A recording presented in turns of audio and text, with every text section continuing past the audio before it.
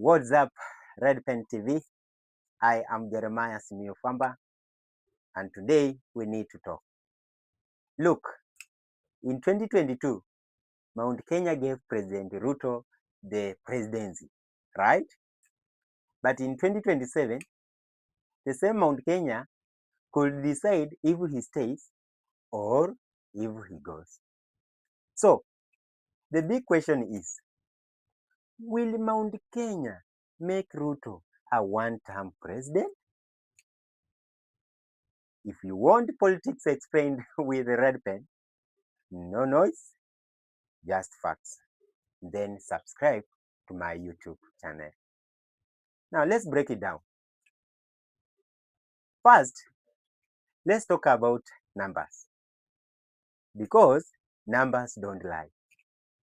Mount Kenya, that is about 24% of all voters in Kenya.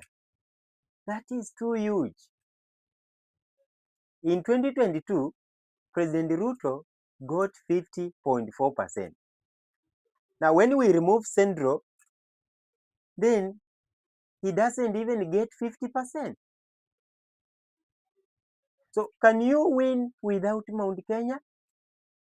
Technically, yes, but practically, very hard.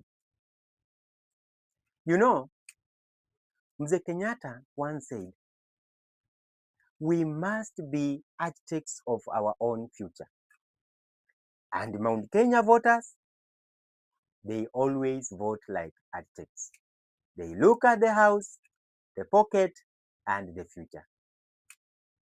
Now, why are people saying Ruto could be a one-term? Number one, it is politics.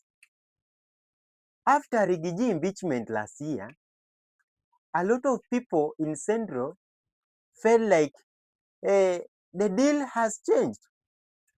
And when that happens, voters start asking questions. Number two, the economy. Let us be honest. The issue of unga, fuel, taxes, housing levy, it has been tough. And when the economy is tough, people become blaming person in the office. That is just how it happens everywhere. Number three, there are new voices. You have been seeing Rigiji touring, Matiang'i meeting elders, Kalonzo in the mix, and everyone in Central is being persuaded to vote for other people apart from Ruto in 2027. So, if all that comes together and the opposition unites, then yes, it becomes a real problem to President Ruto. But why could President Ruto still win? Let us be fair.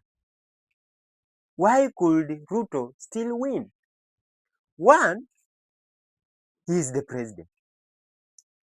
And between now and 2027, it is about how he will deliver. If we talk about roads, housing, reforms in COVID, making SHA work better, making bridges and roads and stadiums, and if these people will feel life is better, then he will be voted again.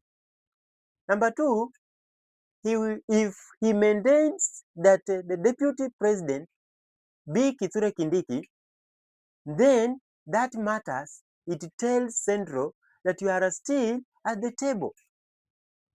Number three, and this is the biggest one, a divided opposition.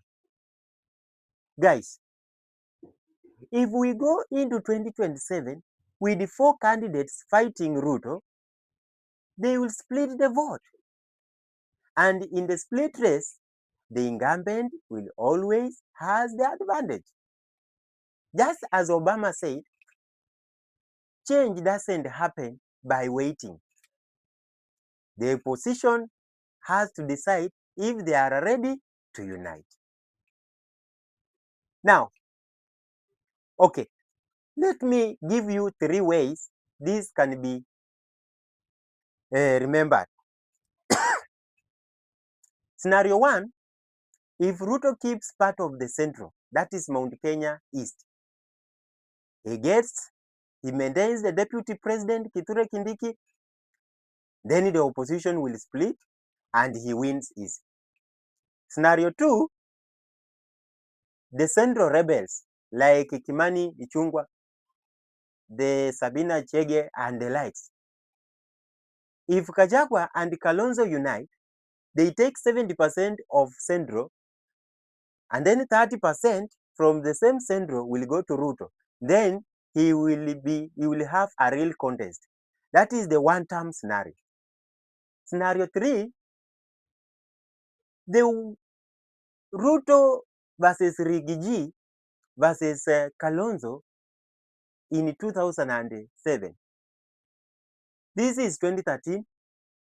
Votes sneaks in, scatter everywhere, and Ruto sneaks in with more than 50%.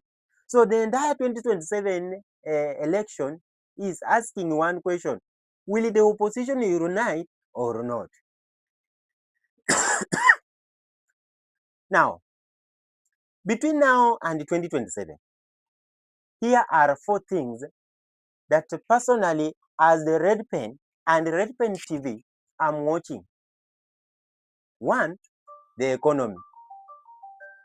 Where will Onga be next year? Number 2, who becomes the next deputy president? Is it from the mountain or from Western or Nyanza or even the coast? Number 3, does the opposition bring 1 candidate or 5? And number 4, the turnout. Will Central voters come out angry or they will stay at home? So in conclusion is Mount Kenya alone cannot elect president, but it can decide one. If Ruto keeps 40% of Central, he is probably back. If he drops below 30% and faces one person, then 2027 is a wide open. At the end of the day, it is you, the voter, your pocket, your representation, your future.